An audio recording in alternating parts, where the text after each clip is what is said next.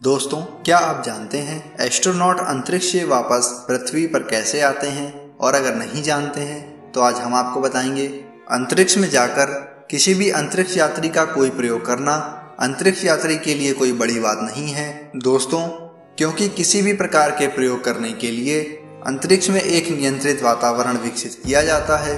अंतरिक्ष यात्री के लिए सबसे बड़ी चुनौती उस समय होती है जब अंतरिक्ष यात्री अंतरिक्ष से वापस पृथ्वी पर आते हैं। दोस्तों, यदि आप अभी तक ये नहीं जानते कि अंतरिक्ष से वापस पृथ्वी पर कैसे आते हैं तो आप हमारे साथ बने रहिए, क्योंकि आज हम आपको इस वीडियो के माध्यम से यह जानकारी देंगे कि अंतरिक्ष यात्री अंतरिक्ष से वापस पृथ्वी पर कैसे आते हैं। तो आइए दोस्तों जानते हैं। दोस्तों, यदि आप सोचते हैं कि जैसे अंतरिक्ष यात्री पृथ्वी से अंतरिक्ष पर जाते हैं वैसे ही अंतरिक्ष से वापस पृथ्वी पर भी आ जाते होंगे, लेकिन दोस्तों यह बिल्कुल असत्य है। दोस्तों, हम आपको बता दें कि जब अंतरिक्ष यात्री अंतरिक्ष में जाते हैं तो वो रॉकेट से पृथ्वी के ग्रेविटेशन फोर्स से बाहर निकलते हैं और अंतरिक्ष में जाकर ये रॉकेट स्पेसक्राफ्ट से अलग हो जाता है और वापस पृथ्वी पर गिर जाता है। दोस्तों, लेकिन वापस आते समय एस्ट्रोनॉट्स के पास कोई रॉकेट नहीं होता, तो अंतरिक्ष यात्री वापस पृथ्वी पर कैसे आते हैं? दोस्तों,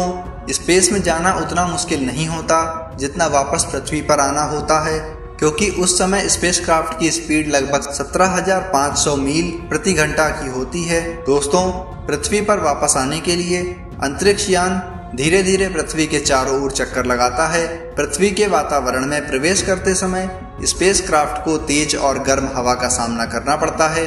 ये हवा इतनी गर्म होती है कि अंतरिक्ष यान उसके घर्षण के कारण जलकर राख भी हो जाता है। इससे बचने के लिए स्पेसक्राफ्ट के ऊपर एक विशेष प्रकार की हीट रेसिस्टेंट चादर लगी होती है। दोस्तों, अब यदि किसी कारण से यह चादर टूट जाए तो इस अंतरिक्ष यान का वापस पृथ्वी पर आना शायद ही मुमकिन होगा। दोस्तों, शायद आपको यह पता ना हो, लेकिन हम आपको बता दें कि कल्पना चावला जो अंतरिक्ष में जाने वाली पहली भारतीय महिला थी, जब उनका अंतरिक्ष यान पृथ्वी पर आ रहा था तो उनके साथ एक हादसा हुआ जिस कारण कल्पना चावला और उनके साथ बैठे अंतरिक्ष यात्री की मौत हो गई।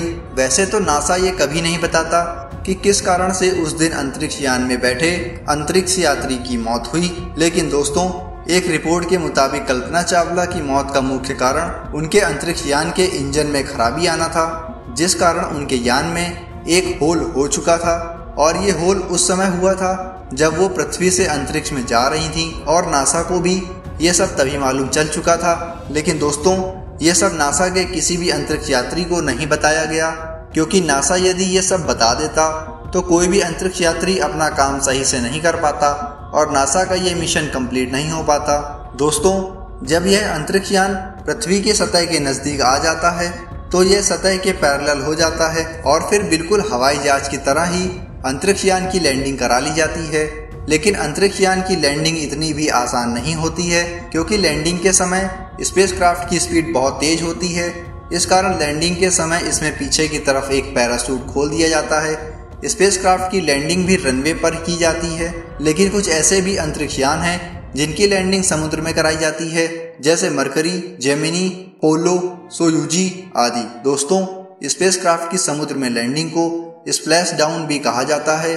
समुद्र में स्पेसक्राफ्ट की लैंडिंग से स्पेसक्राफ्ट के डूबने का खतरा बना रहता है। दोस्तों, आपको हमारी ये वीडियो कैसी लगी हमें नीचे दिए हुए कमेंट बॉक्स में कमेंट करके जरूर बताएं और नीचे दिए हुए सब्सक्राइब बटन पर क्लिक करें, जिससे आपको हमारे नए वीडियो की जानकारी सबसे पहले मिल जाएगी।